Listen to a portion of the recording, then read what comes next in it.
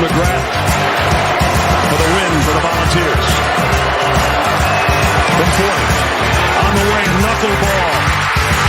He got it!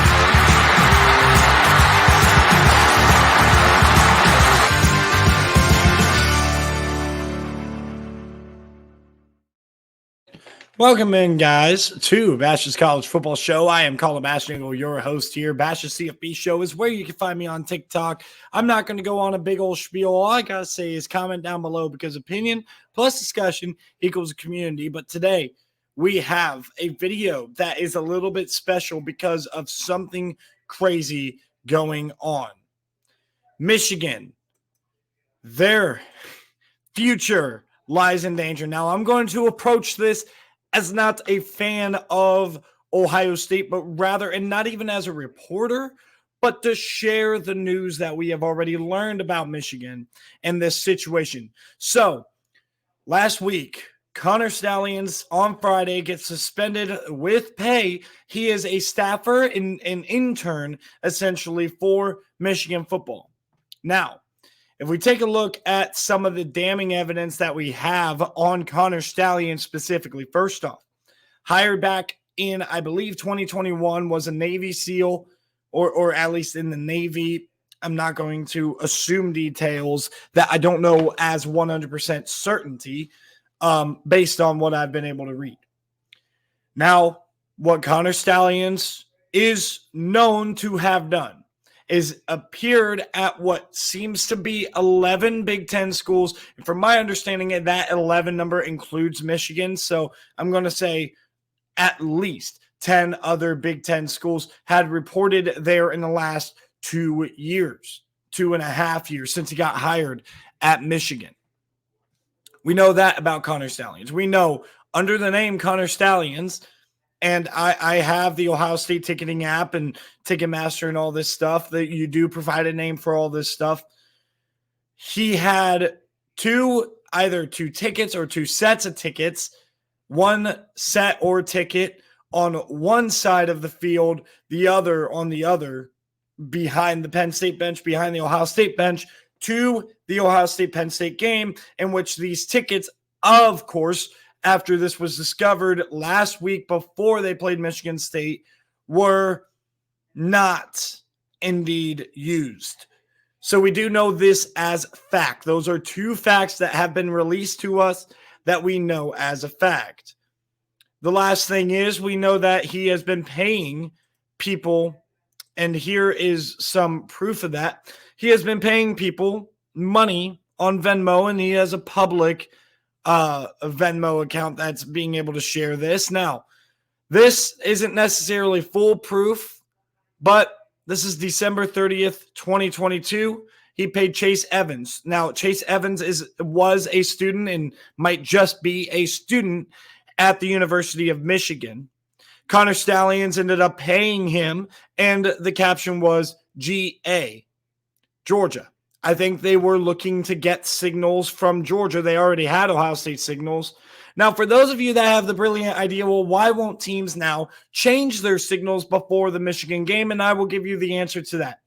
These signals, specifically on offense, are so dang complicated that it takes weeks to learn, and you cannot just change them at the snap. So for any of you guys that are coming here and you know who Rico Knows is, Rico has no idea what reality is. He has no idea what's going on, because I had it shared to me that he was saying that, oh, teams should just change their signals.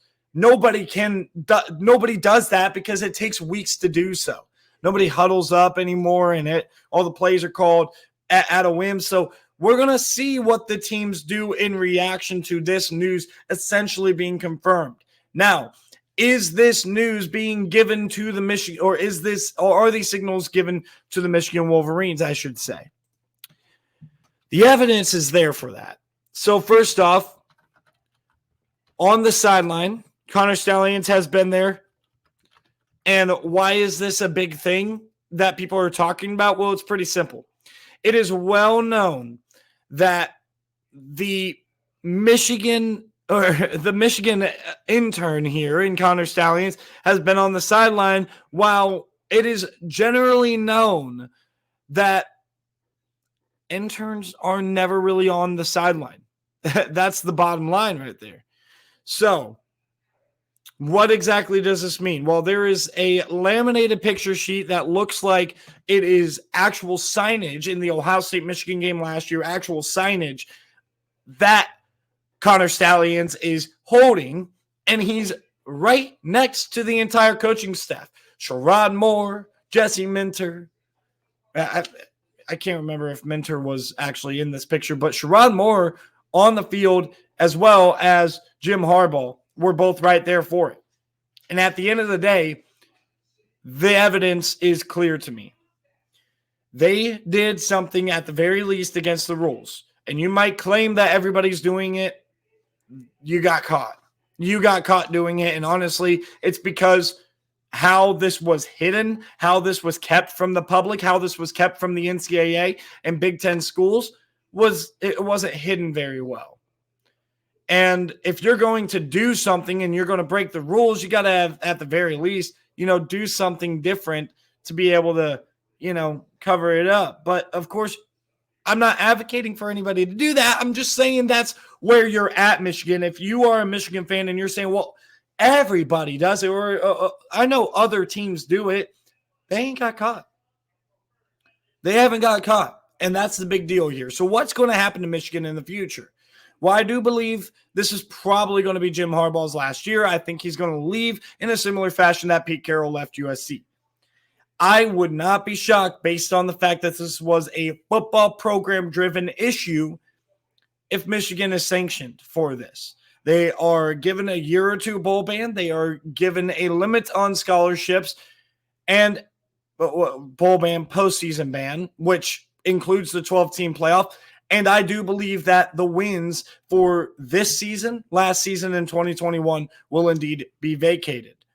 To me, is it possible that a program like Michigan is able to go from the disaster that was in 2020 and go to the success that they've had the last two seasons and ongoing this season without being able to, I guess, cheat like people are accusing them of doing? 100%.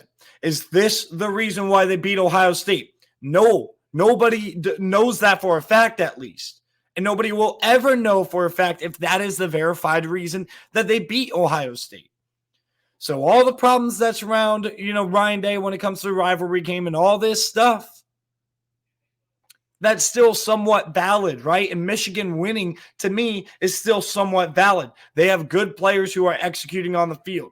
However, if that is giving them a competitive advantage, that is something that we need to watch for. And the fact that they were doing it for sure with Georgia. You saw the play sheet when it came to the Ohio State game, and there was a video surfacing out there that when Ohio State was calling signals on their own sideline, the entire bench was looking at the Ohio State sideline and trying to mimic signs or give signs reactionary to Ohio State. Just like that. And mainly it was Connor Stallions doing that, glancing at the page, and then everybody else being able to, he was signaling what was going on. Now, again, is that 100% what Michigan was doing on that specific play in that video? No, absolutely not. But that right there is very, very convincing to anybody who believes that Michigan is doing wrong.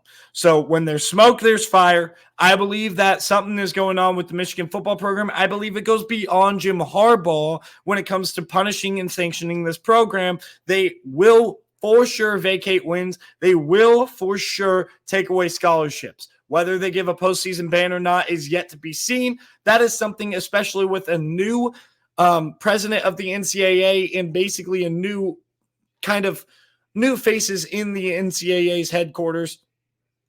You never know what's going to end up happening. But I ask for you guys to comment your thoughts down below on what you think of this whole situation at Ann Arbor and with Michigan. Thank you guys for tuning in. Really appreciate it. Like and subscribe. We'll see you guys later in the week for the weekly preview.